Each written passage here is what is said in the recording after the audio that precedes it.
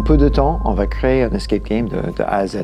Ça va être de trouver des premières idées d'énigmes qui, à chaque fois, mettra en scène des notions sur la fonction publique. L'idée, c'était d'avoir un vecteur, un moyen un peu différent que le PowerPoint classique. C'est un saut un peu dans l'inconnu de me dire est-ce qu'on arrivera à un résultat satisfaisant ?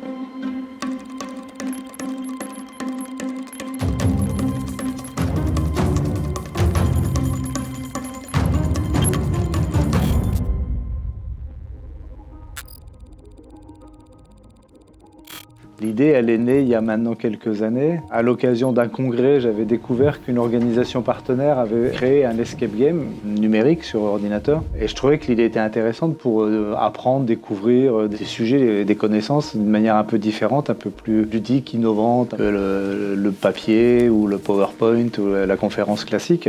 Le jeu, ça peut comme ça être une manière d'apprendre dans un contexte qui est peut-être un peu plus divertissant, notamment en se plaçant dans un monde de fiction, et qui peut être assez motivante parce que ça crée aussi des interactions entre les gens, de l'humour. En utilisant le jeu, tu refais le jeu jusqu'à ce que tu gagnes. Donc c'est une façon de valider qui n'est pas trop pénalisante. Même si tu perds, c'est pas très grave, tu peux toujours commencer à nouveau. Et souvent, tu sais tout de suite pourquoi tu t'es trompé. Et du coup, ça permet d'apprendre beaucoup plus vite. Ça permet aussi parfois le jeu de faire des manipulations, de manipuler des systèmes et du coup de comprendre comment ils fonctionnent.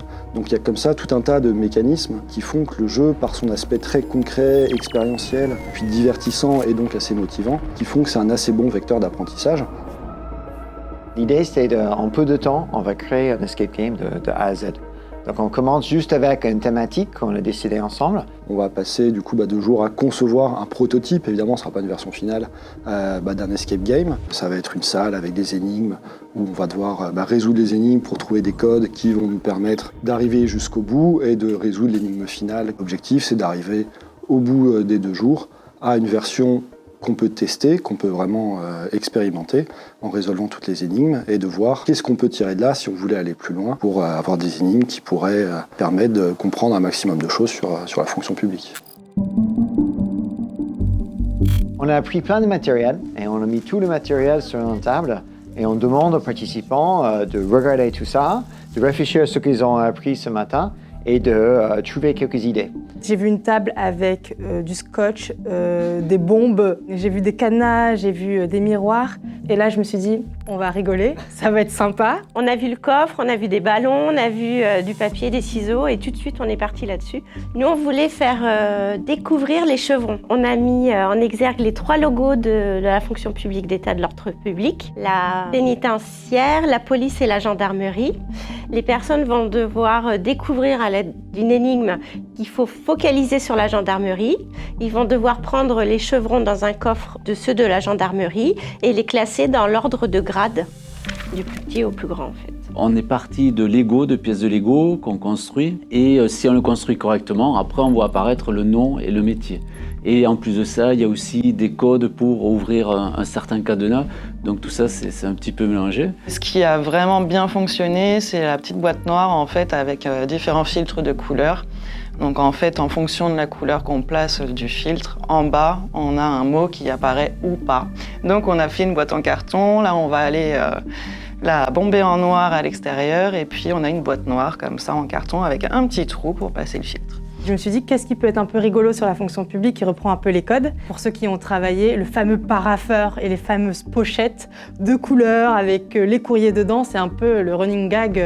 Trouver des mots-clés, aller chercher dans un petit livre et trouver un petit code pour libérer la fonction publique des parapheurs et des pochettes. On a une boîte qui est fermée, complètement hermétique, il y a un miroir à l'intérieur et il y a un texte à lire mais qui est situé en haut du carton et vers nous. Donc on est obligé de passer par le miroir pour lire le message. Mais en fait, on ne veut pas que ce soit simple, on veut que ce soit aussi ludique. Donc oui, il faut qu'on utilise tous les objets, toutes les matières, toutes les couleurs qu'on a à notre disposition.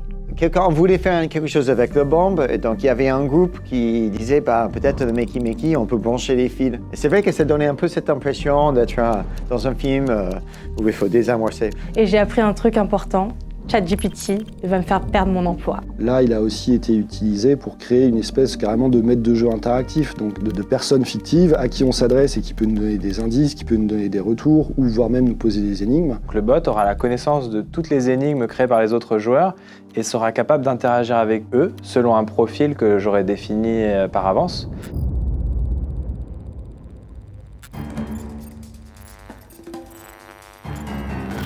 Bonjour à tous, je suis Étienne. Vous vous souvenez certainement de moi, Aminata et Ellie. Il y a une bombe qui va exploser. Vous êtes notre dernier espoir. On ne peut plus agir. Il vous reste 1 heure. Commencez par utiliser le paraffeur.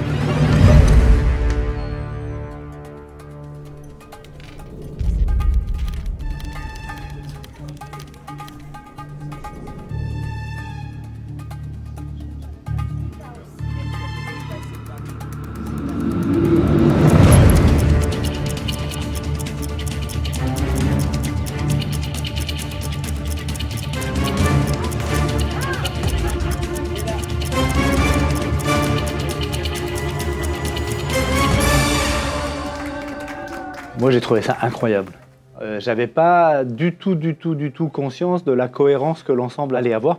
Et en 2 demi-journées, ils ont inventé Une escape game qui se joue vraiment pendant 1 heure, au bon niveau de difficulté. Ouais, vraiment, pour du prototype, ça a vraiment super bien marché. Honnêtement, au-delà de moi des attentes que j'avais, quoi. J'étais vraiment impressionné par le nombre de variétés aussi d'énigmes qu'on a pu faire. Au départ, on pensait, bon, peut-être on va finir avec entre 8 et 10 énigmes. Je crois qu'on était plutôt autour de 14, 15. Je m'attendais pas forcément à ce résultat. J'étais même surpris de voir la réaction des participants. J'ai passé un super moment. J'avoue que je ne savais pas du tout à quoi m'attendre sur cet univers fonction publique. Comment c'est conçu. On découvre des petites nuances et vraiment on apprécie cette série d'énigmes autour de cette culture fonction publique. Il fallait vraiment se creuser, avoir certaines connaissances ou pas sur la fonction publique. Moi j'ai trouvé ça vraiment très intéressant et très instructif aussi. On avait tous les outils, tous les instruments nécessaires pour réussir à développer des énigmes relativement intéressantes. Je suis assez fier, quoi, donc j'ai l'impression que c'est beau ressenti pour tout le monde.